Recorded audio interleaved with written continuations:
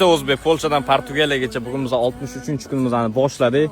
Kecha biz nemislarni mana shunaqa dalasida yotib qolgandik, va'daga vafo. Endi joylarimiz tozalab ketamiz, to'g'rimi? O'zi tozalab bo'ldik, hamma narsamiz, chodirimizni ham yig'ishtirib bo'ldik.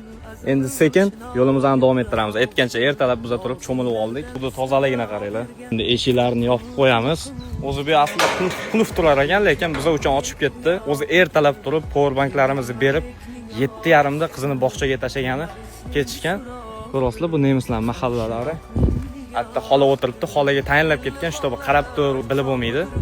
Bu bizga uy bergan nemis xolani uyi. Bu yoqda musulmonlar ham juda ham ko'p yashar ekan bu mahallalarda. Lekin bizga uy bergan xolani uyi. Ikkita garaji bor, ikkita mashinasi bor, er-xotin gap yo'q. O'zbekiston bizani qo'ldan kelgancha poddershka qilib turinglar. Biz yo'limizni davom etamiz, tarix yozishda davom etamiz. O'zbekiston olg'a.